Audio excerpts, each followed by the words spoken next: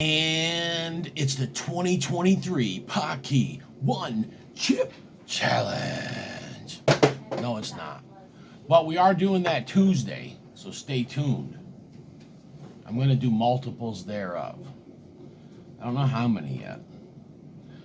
Just got my last tooth removed here so I can chew on this side, and it's odd. I don't usually chew on this side. I'm trying to get used to it. I don't know if I'll ever get used to it. But I'm Uncle Bocow, in case you didn't know. And this is the Super Ghost Orange. Yes. I haven't had one of these in a year. Exactly a year. I think.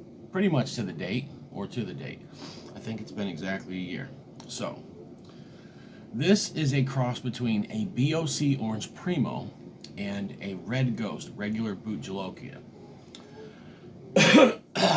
Okay.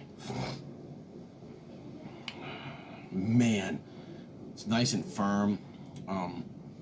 If it was a little bit soft, I wouldn't mind much. I'm going to pluck the stem off. I'm going to try my best to cut this thing down the middle. I don't know how good I'll do because it's got a groove and a twist in it, so it's probably not going to be easy to cut perfectly in half, but Johnny Scoville taught me well. I remember, if you guys ever watched some of our very first videos, we talked about let's try to Johnny Scoville it, we said, and try to, you know, it's funny. He's good at it, man. He has a really sharp knife, and he's been doing it for a long time. Like, he can literally just cut a pot in half. I think I may have, oh my God. You should see my plate that I just cut that on. It is soaked with oil. And it's not water. I picked this pepper yesterday. All right, there's the placenta from both sides. Oh, yeah. This is the only Bhut that I've ever had that's got true citrus notes to it. I mean, the regular Orange Ghost, I don't know. I think it has a better more flavor than all the other Ghosts. I do like the regular Orange. Now this, though, this is special. Wow. Thicker walled than the Orange Ghost, or the Red Ghost for that matter. I don't know if you guys can see that. You see the walls are thicker. Screaming hot.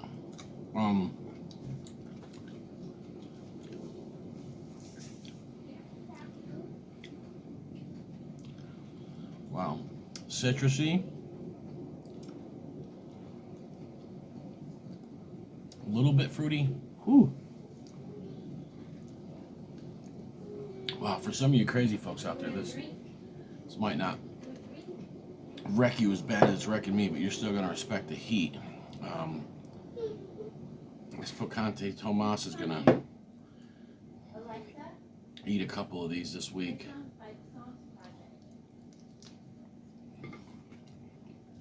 And Thomas had the caramel Super Ghost last year.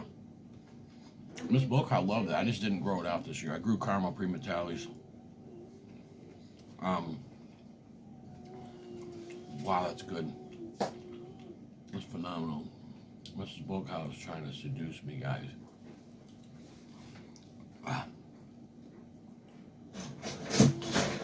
We got the tomatoes too. I didn't grow these tomatoes, but my friend did. 100% organic. They are so good. I should have did a video yesterday. I had some hot peppers, but I had a boar's head roast beef sandwich on Italian bread, just a little small one, with tomato and Duke's mayonnaise. Then I had a Mater sandwich, just 2 big slices of tomato, mayonnaise, and bread. And even though I am a meat eater, I don't eat meat all the time, but the Mater sandwich won. You didn't need no beef on that. Wow. I'm destroyed. I've only got one bite of my food in me. I hope I don't get cramps. This sauce is hot too, by the way.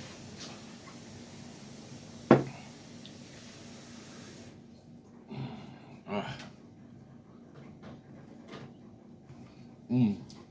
Mm. Guys, look at this haul from this morning. My bag's heavy. It's probably about 3 pounds, 2.5, 3 pounds.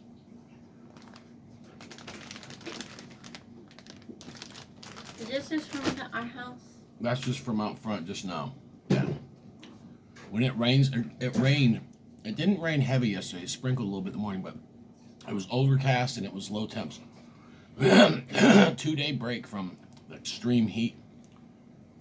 That's what happens. That's what I predicted was going to happen. I said I'm going to have a whole bunch of peppers in the next 24 to 48 hours. Super hot. Yeah, we got some. That's why they're better in the north. Oh, up north the plants do great, guys. I don't know if any of you guys know Bill Corbett. He lives in Michigan. Every video I see of his, I'm like, I'm jealous. You know, I tell him that. I'm like, man, his plants. I mean, now he's an experienced grower. He knows what he's doing. But man, he's up there in the north. You know, Nick Kemp's is. I mean, that's two. Bill Corbett, Nick Kemp's. I think they're two of the best growers in the country. There's a lot of other good growers. I'm just saying. But they also have that northern weather, which really lets them, their pods just get huge. They're so just crispy, fresh. Ah. I mean, I know what it's like. I'm from New York, man. I used to grow habaneros, you know, back in the 90s. Before that, I grew Thais, cayennes. My mother grew Surefires. I don't know if anybody knows. Does anybody know what a Surefire is? It's an heirloom pepper that's kind of like, looks like that. Well, maybe a little, but pretty much. But they are a sweet, you know, frying pepper that is hot. They're good. Oh yeah, my mother's grown jalapenos and Surefires for decades. So, wow, I am on fire bad right now. These are for a special project, so please don't ask me for any of that bag right there. I can part with some other stuff next week. Super hots, of course. This is mostly bonnets, white knights, Bohemian goat, stuff like that. But wow, there's the other half of that. And I'm telling you, that is a freaking winner right there. And I'm glad I grew it out this year.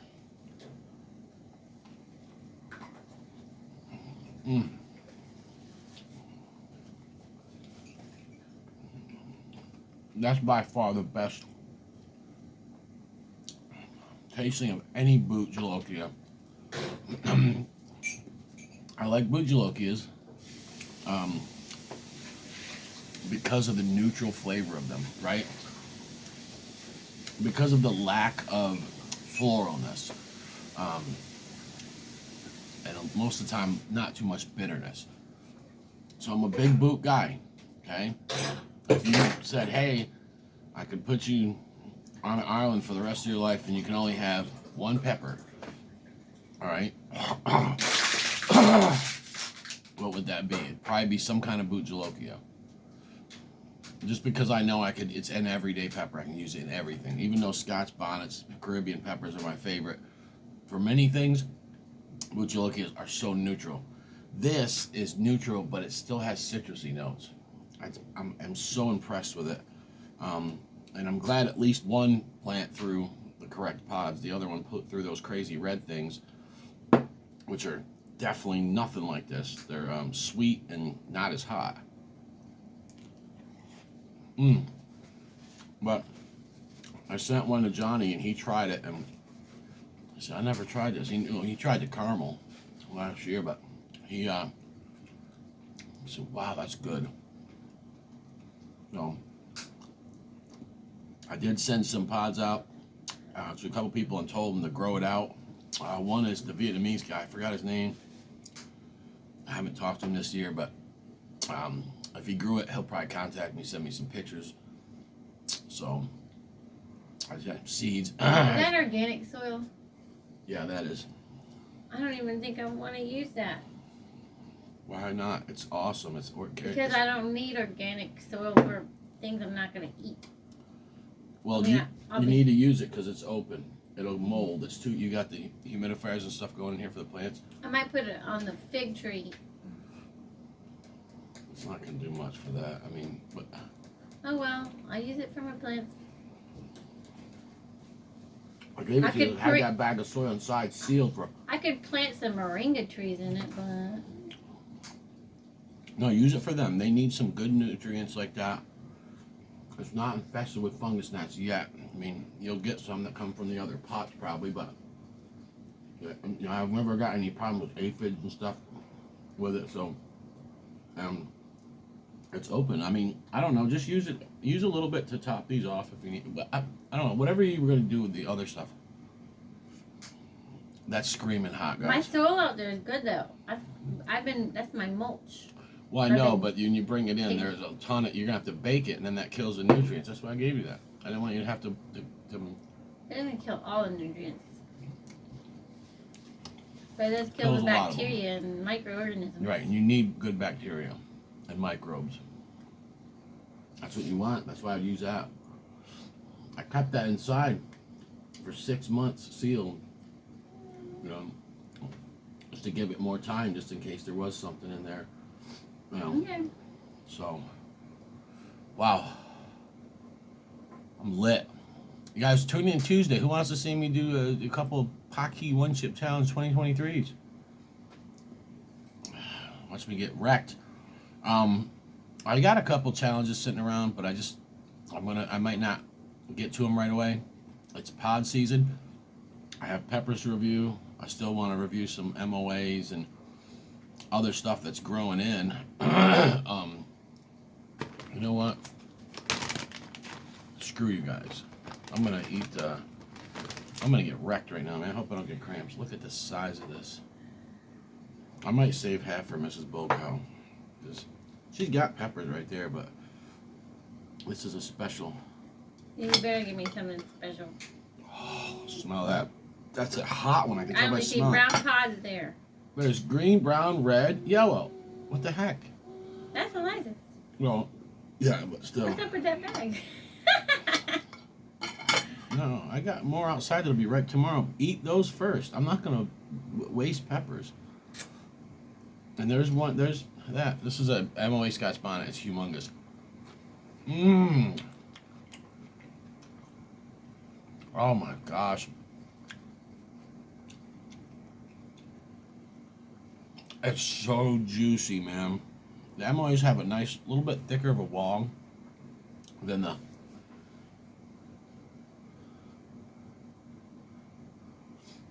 Papa. Wow. Papa Dreddies and some of the other bonnets. MOAs have a nice. Whew, that's a hot one too, man. Yeah, these are like, I call them the snacking peppers though. These are either way. Even if they wreck me, I'll eat them whole. Mmm. Mmm. Wow.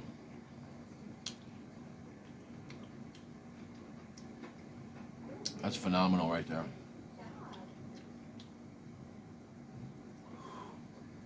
Lit. Good old Scotch bonnet. And Mrs. Bocow's got some wicked chocolate primos. Look at that. Over here. One of those big crazy ghost things. Where's my daughter's these? And yeah, she got that to eat for later. 4 primos. There's even an unripe one that got knocked off the plant. By the way, these are really good. Wow, Scotch bonnet is hot. Wow. Wow, I don't always get them like that, man. I'm telling you, I've had Scotch bonnet. Well, Papa Dreddies, They're hotter than a habanero all day.